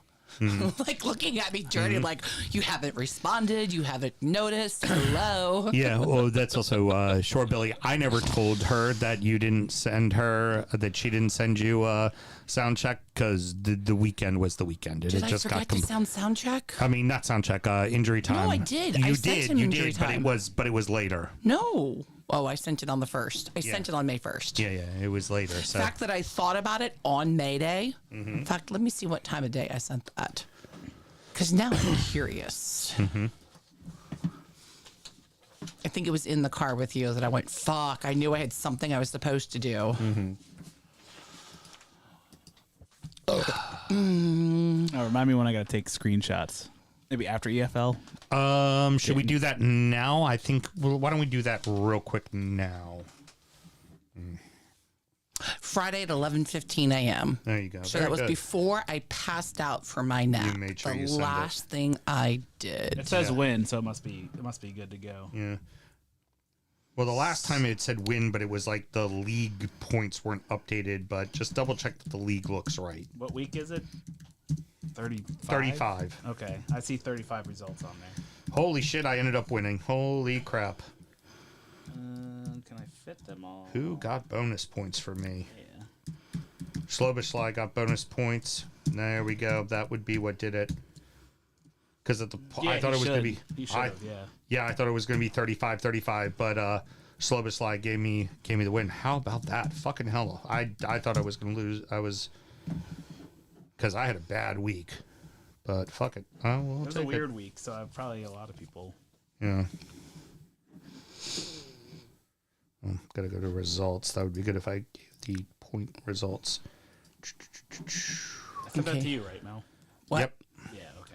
You send Yes. the results and then take a picture of the top 7 and the bottom 7 to send to her. Shorebilly I switched says it up. I sent the previous weeks again. Oh, there you go. All right. Well, Well, then that explains his team name even better. well, shit. You'll like his team name. It's kind of I funny. really thought I did it, and that also explains why there were no views on YouTube. YouTube. I'm sending it to him right now because I can't let this rest. I can't believe I did that. You were a little busy. I last know, but weekend, so- I thought I had everything. I thought I did it all. I didn't. fuck up. All right, and you have Mel's number, right, Gek? Yeah, I sent it to her. Problem is I'm like 3%. Okay. And you made me move the charger from this room into the other room. Well, because you don't charge your phone at night. Now I can't charge my phone in the day. Well, how about you charge your phone properly at night and we don't have to worry about it during the fucking day? I have a USB-C charger in my car, but I have a Pixel, so I don't know. No, it ain't gonna work. So you're fine. There you go. Just sent you all the scores, babe. All right.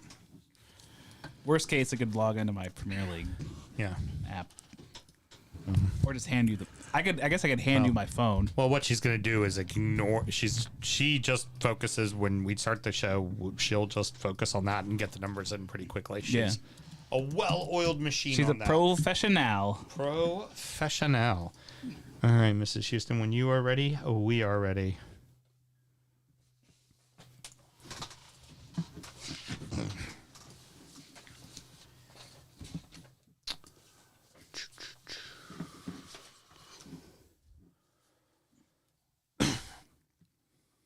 Points have been updated. Just a scruffy nerf herder this week. Heard. Dun, dun, dun. Dun dun. What was Nerf Herder's big song? We gotta hurry up.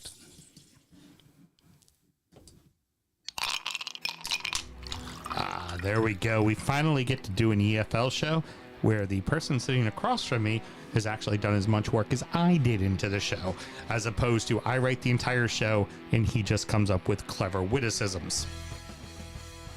I love the championship. I love it much better when I'm not in it. Yeah. Well, and then we, of course, the championship, League One, League Two were a little more uneventful, but the National League has some crazy shit going on too. Let's start the show. Born in the land of Bowie, Maryland. Bred to be a fan of fucking Everton. Punch you in the eye and drink your rye. Sam Houston. Sam Houston. Arsenal fans have another Sam. Right, A.A. the fucking Gooner Graham. Snub of my lord. Look straight in shorts. Sam Graham, hey. Sam Graham. Fucking United!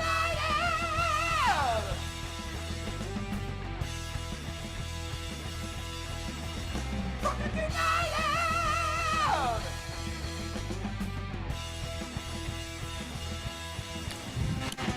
Hello and welcome to DU Does EFL, a completely biased brief recap of the rest of English football as told by two common American schmucks. I'm your host, Sam Houston, and across the way from me, our good friend, Mr. Geckel. How you doing, David? I'm doing great. It was a great last day of the EFL. It really And we still got was. some more. It really was. Well, now we got the Playoffs. playoffs. Yeah, Playoffs. Exactly. When everybody, I love doing this to Americans when it's the whole, what do you mean there's no playoffs? Everybody plays everybody twice. I go, well, no, in the lower leagues, there are playoffs. They're like the lower leagues. I'm like, think of it as the minor leagues, but teams get promoted and go down. Huh? What about draft picks? There are no draft picks. The other thing is championship and Champions League. Megan still hasn't gotten her head around that one. I hate that. That drives me crazy. That is hysterical that it's the Premier League, the championship, and then there's the Champions League. I love watching people's heads explode on that one because every time I explain that to people, because I talk about the leagues, right? The four leagues. And then I talk about what European tournaments are. And the minute I say Champions League, they're like, what? But no. I thought that was the second division. I'm like, no. It's the, It all hurts the head. champions. Come on, England. Y'all can come up with some more terms. Megan, she'll shock me with some knowledge sometimes. She'll be like, "Oh yeah, West Ham, they did this and this." I'm like, "Oh yeah, you're right." Yeah. I mean, they invented the language. There's more terms. Well, they also have some really weird shit they say. Of course, on the ones and twos already chiming in. Producer Mel, how you doing over there, Producer Mel? I said my piece. Well, you were about to hit the mute button, and she was like, oh, shit, I got to talk more. I was like, I'm done. I have my bit. All right, bye. I'll be good. I had my moment. That's still one of my all-time favorite Simpsons lines is, Grandpa, right? They're all like, Grandpa does something kind of bold, and Homer yells at him. He goes, I'll be good. I had my moment. We are recording at the DU Public House just outside the nation's capital. You can check us out wherever you get your podcasts, and of course, streaming live every single Monday night. Should you want to chat with us, there's many ways you can. Geck, tell the good people how they can get in touch. Well, if you're emailing dufootballshow@gmail.com, DU Football Show on all the socials, and then Drunkard United FC, the closed group. Get in there with all the bants. And we even talk about the championship and the lower leagues as well in there too. All the fun stories we've been putting up in that group as well. And post fun Iron Brew ads. Exactly. Very fun Iron Brew ads. We are drinking the exact same shit we drank in the last show. Championship Corner! I've fallen and I can't get up. Oh no! Producer Mel, that might be the last time we use that sounder. Championship Corner! I've fallen and I can't get up. Oh no! I think we could still use it for West Ham or Spurs on the last day of the season. Yeah, but well, I mean, it's just brilliant from Whiskey Dicks, who does obviously the theme song. I just love telling him, I'd be like, I want like sweet ass rock and roll voice, or I want like when I told him about the theme song, I was like, there has to be guttural death metal in there, and that's, you don't always hear it, but at the very end, it's the hit the fucking mute button, right? Yeah. I told him I needed that, and then I told him I needed sweet hair metal falsetto. And he was like, Nailed it. I got you. Nailed it. Yeah. I got you. Like, hell yeah. Like, and I'm not even a metal guy. Like, I'm very much, you and I are both cut from the same cloth. Yeah. We are very much punk guys, not metal guys, but he gave me all that sweet ass metal that needed to be in that theme song. The only difference is you were more in the college rock era, and Yeah. I'm more like the early 2000s emo. Yeah. But we still, we're you know, still, the we're Clash. Still, we're still Yeah. punk boys. Yeah. You know, well, I mean, come on, it's the only band that matters. Fuck yeah. All right, let's go ahead and get into the championship. The Tractor Boys score in the 3rd minute and cruise to a 3-0 win and gain automatic promotion. So congratulations, Ipswich, for getting right back up to the league. I got to say, you know, they lost a lot of players, and they had a very bad start. Yeah. And then they just figured it the fuck out. And frankly, I'm okay with them being back up. I'm excited to see them play again next year. They stuck with their manager, Kieran McKenna, who was very, very good. And he stuck with them, Yeah, too. yeah. So they had back-to-back promotions. I think they were probably a year too early on the Prem. This time around, they still have a pretty solid core. And they, after the first month or two of the season, they locked in. You think about it, too. With McKenna, he had a chance to go to Chelsea. He turned it down. They ended up going with Maresca. You saw how that worked out. And it's not Maresca's fault that he's not at Chelsea anymore. It's Chelsea's fault, right? Yeah. Which would have likely have been the same case with McKenna. It wouldn't have been his fault.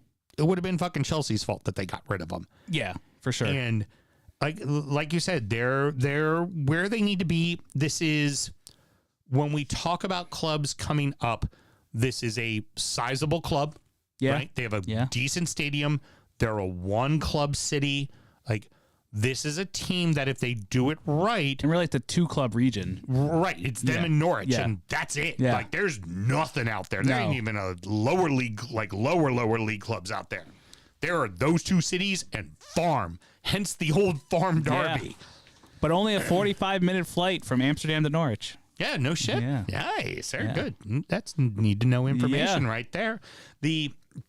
And of course, Coventry. Graham and I talked about this the other week. I know you have your own disdain for Fat Frank, but for Coventry as a club, pretty fucking awesome that they're getting back up, isn't it? They're a massive club, and they're in the Midlands, so they're not one of those southern cunts. So good for them.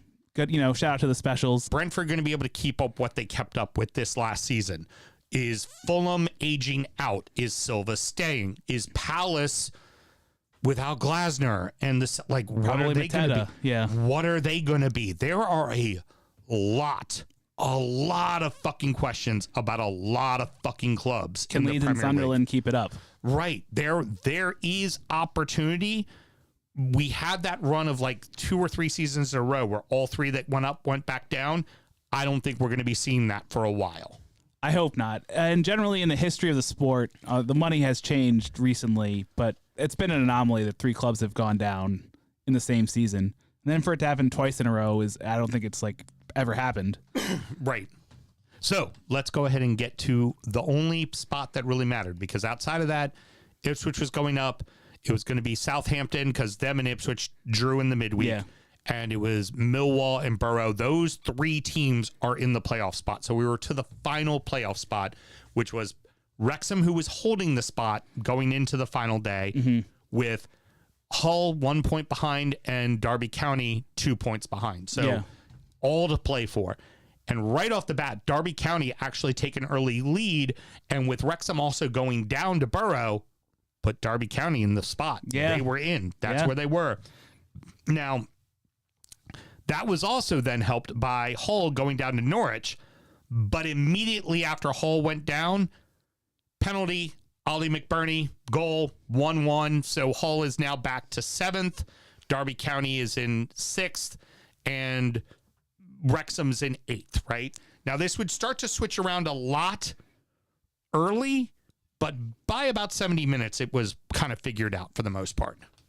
Yeah, so I think at the beginning of the day, Millwall still had a chance of getting automatic promotion. But the minute Ipswich scored 2 in the first just 9 minutes cruised. and just locked it up early. So I woke up for the second half. It was 2-2 Wrexham Borough, 1-1 Hull Norwich, and 1-0 Derby, and they were in 6th place. Yep. And then Derby did what Derby County's going to do. They love to fuck shit off. Yeah, horrendous giveaway at the back. Bamford with an assist to somebody else who looked like it was his number. But yeah, and then Sheffield United got the equalizer, which put Derby out of the playoff spot. And then about 10 minutes later, they fucked up again, and Sheffield United went up 2-1, and that was basically the end of Derby's chance. Yeah, they were pretty much done because they had to win, and the other 2 had to drop points. So the minute it got to draw, Derby County was kind of out of it. And then the minute they were down, they were definitely out of it. And I still haven't gotten over that playoff loss from 2019, so fuck them. Then, and that's the one that they ultimately lost to Villa, wasn't Yes, it? yeah. Yep. I remember that. Now, going then to, at this point, Borough's at 2-2. I mean, Borough's at 2-2 with Wrexham. And Hull City is up 2-1 off another Ollie McBurney goal. Yeah, held the Blades. line. Yep. Yeah, old Blades striker. and Swansea. Yep, Yeah. gets them the goal. They're up 2-1, and then essentially all Hull had to do was see it out. And if y'all watch Championship fucking football at all, that ain't hard to do. These clubs live and die off of 11 behind the ball. Yeah. Like, that's just like, oh, you mean see out a 1-goal game? We can do that. We'll make it extra boring. Not just kind of boring, really fucking boring. Norwich had a couple of half chances, and they've been, since they had a horrendous managerial hire to start the season, they've been on a fucking tear. Mm-hmm. They looked like they might go down. Oh, yeah. Early on, Norwich had a bad, awful start. I remember talking about them a ton because obviously we pay a ton of attention to Pompey, and Norwich was right around it with them. Norwich, I mean, they weren't that far off the playoff. So next year, watch out for Norwich. And, well, here's the other funny thing, too. With Hull City, they finally got a win. They had gone pretty much the last 2 months of the season without a win. Because they had 1 point were in 3rd. Yeah. And they were right in the fucking thick of it, and they almost completely fell out. So good on them, because I always like to see the teams that have been in the playoffs for the bulk of the year actually make the playoffs. I always hate seeing a team cruise in. So for me, and we're about to get into it, I'm going to have you talk about the schedule. Like, of the 4 teams that are in, the one I do not want to see, sorry, Kenny, is the fucking Saints, because the Saints kind of crashed the party where there were other teams that had been in and around it for a while. So you mentioned Villa earlier. Southampton reminded me a lot of the Villa team that went up. They were kind of like hanging around in mid-table, and then just could not be beat at the end of the season. Mm-hmm. And Leeds fucked up against Derby, because the Leeds Villa championship playoff final would have been that would have been amazing. Oh my God, yeah, that And would have Derby been just epic. absolutely laid an egg against Villa. But Southampton feels like that team. That was, by the way, that was the day Mel decided to start following Villa. She was watching that match with good me. for her. That's Yeah. that brought her to Villa. And then what was the other thing? Hull. I was looking at the Opta stats. Mm-hmm. Hull's expected goal differential would have put them in the relegation zone. Oh, no shit. Yeah. So that's like the most championship shit ever. Yeah. Of course. But now, anything can happen. Well, Hull was a team early in the at the start of the year. They were predicting to be a go down team. It was going to be Wednesday, Oxford, and Hull was who they all expected. Barely survived last year. Yeah, exactly. Yeah. Well, it was the old Reading manager who had come up and kept them barely Yeah. up. He left Reading and went to them in the middle of the season and kept them up. Yeah. So let's go over what we have for the playoffs, and then we're going to talk a little bit about the bottom of the table at the end here. Okay.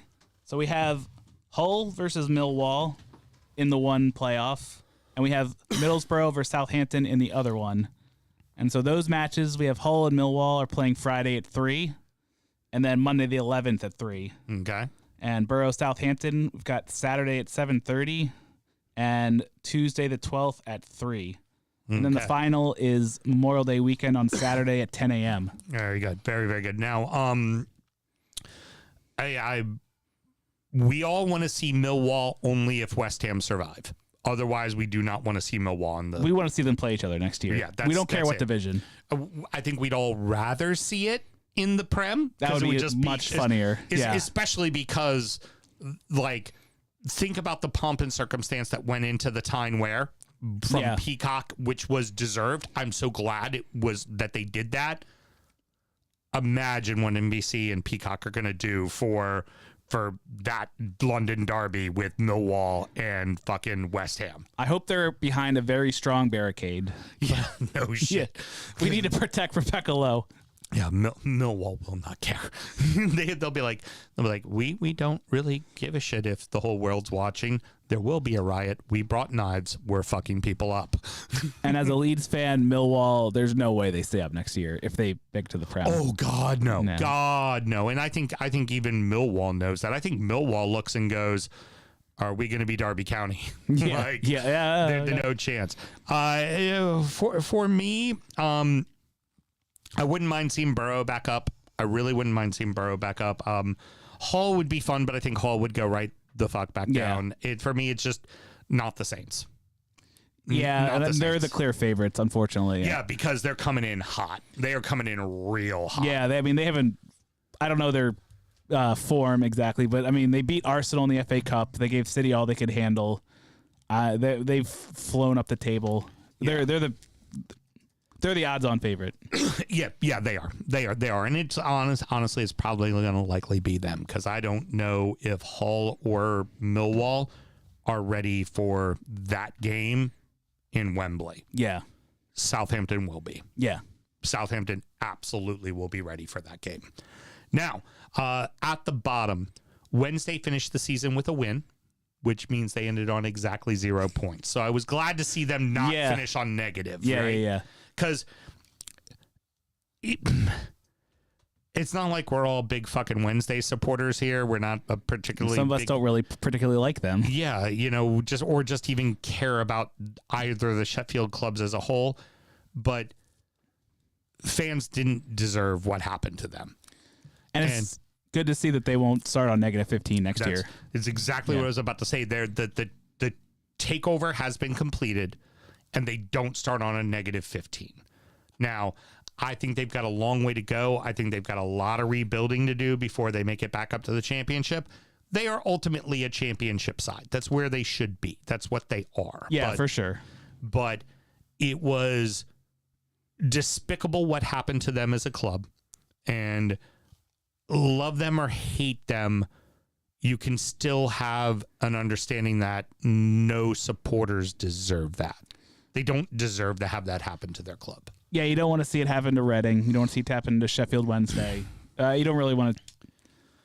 Man U, I'd be like, okay with. That'd be fine. Supporters could be taken down a peg. That's the one we wouldn't care about.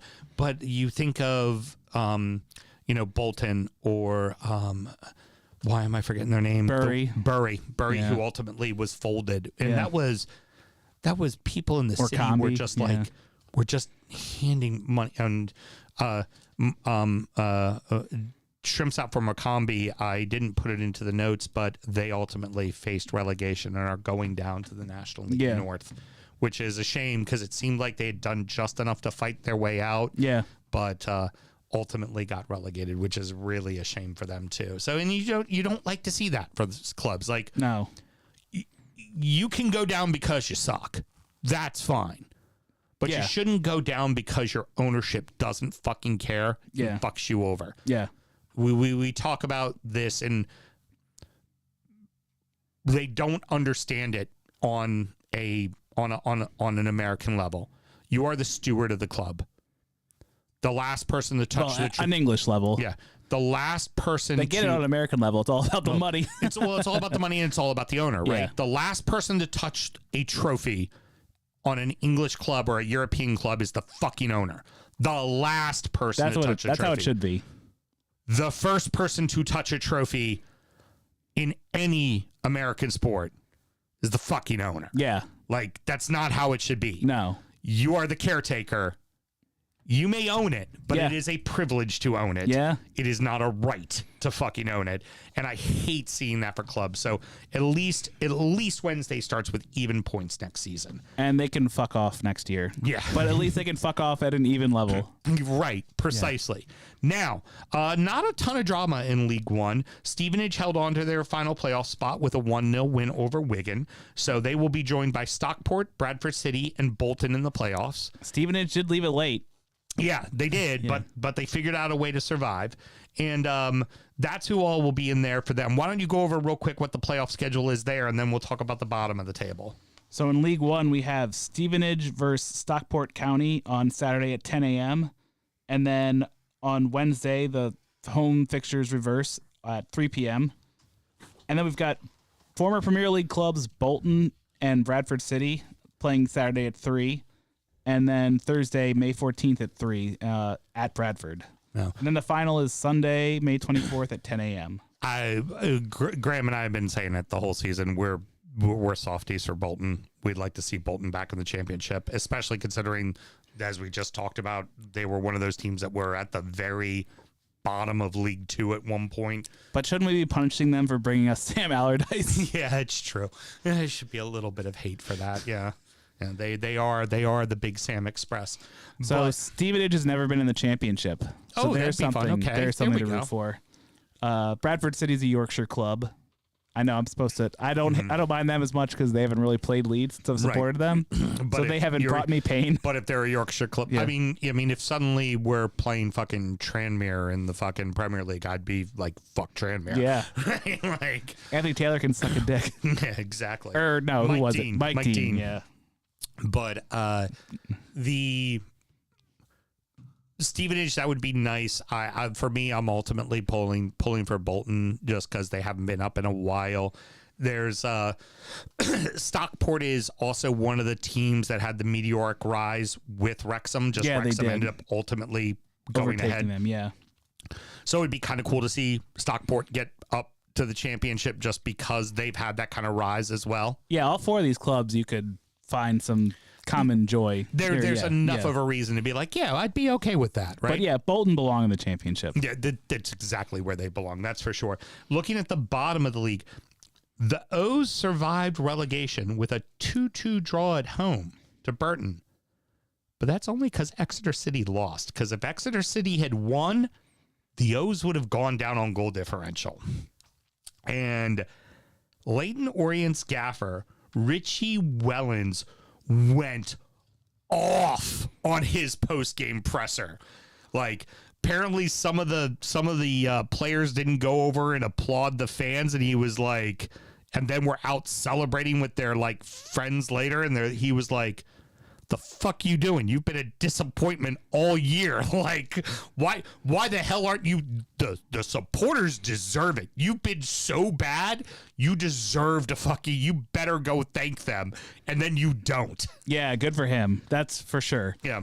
I think we put that up in the closed group, but it just, I mean, he went off. It was like, and every comment when I saw the video was just like, well, that's refreshing. And then like some people would be like, well, he just lost the locker room. Most people responded, is that a locker room you want to keep? Yeah, seriously. Yeah, like, they almost got relegated. Yeah. Maybe that was a team that was in the playoffs last season. So this is, the thing about the EFL is they had a lot of their biggest contributors were loan players. Right. And they didn't have them this year. And that's how quickly it can turn if you don't get promoted. Exactly. Well, I mean, that was same thing happened to the Blades in the championship because they essentially sold the farm to just try to get into promotion and then ultimately lost in the playoffs.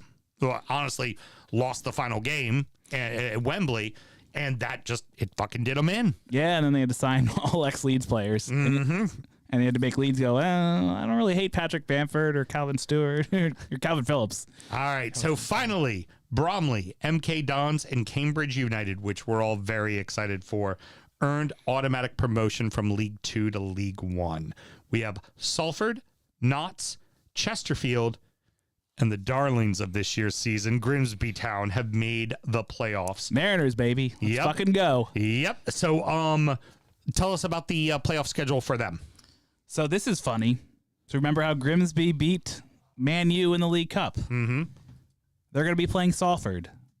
Do you know who owns Salford? All the ex-Man U players. Baby. So we've got Grimsby versus Baby Man U. So the first leg is Sunday at 10 a.m.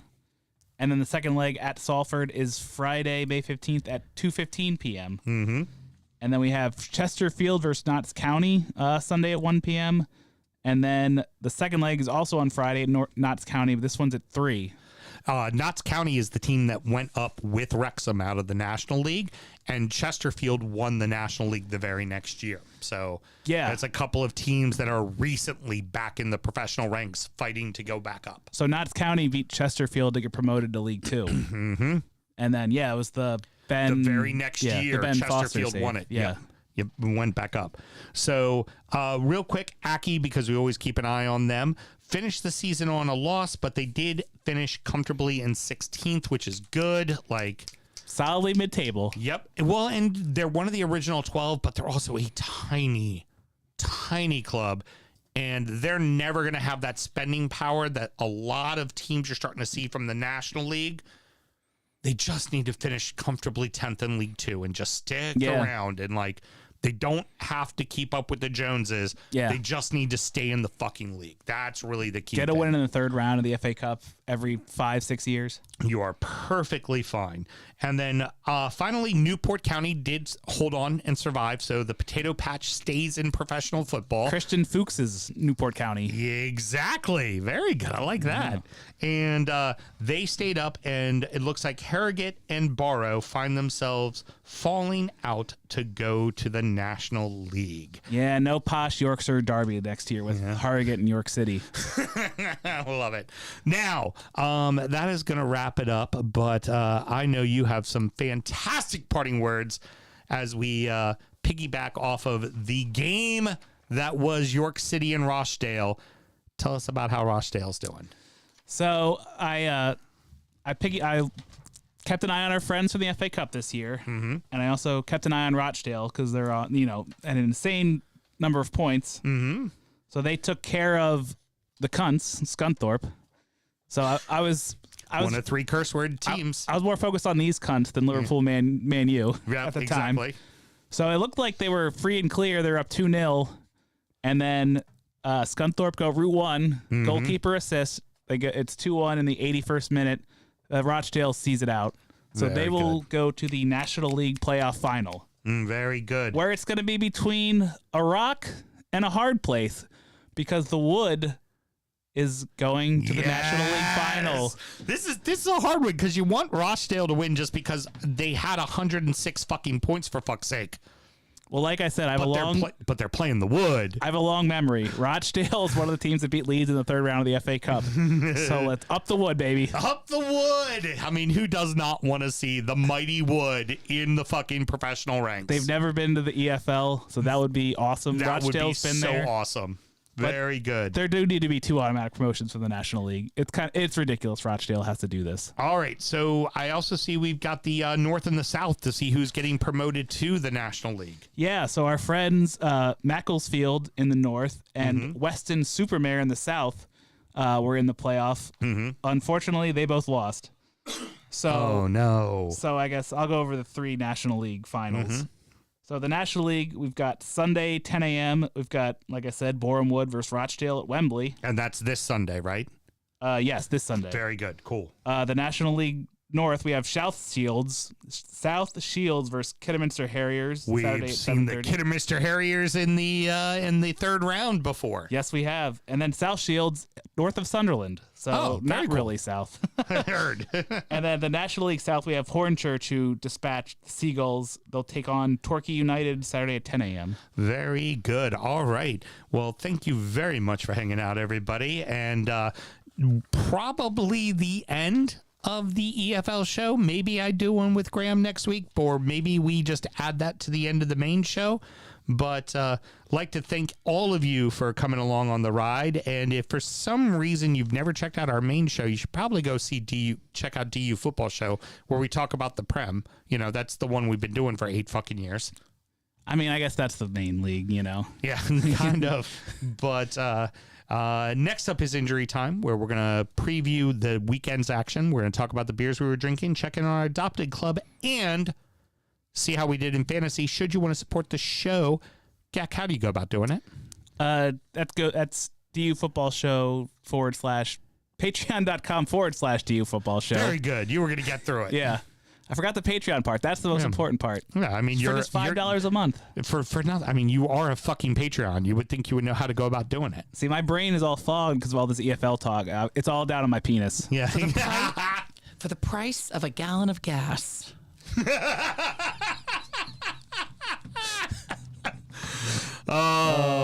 Till next week, everybody. Press producer Mel from the top rope.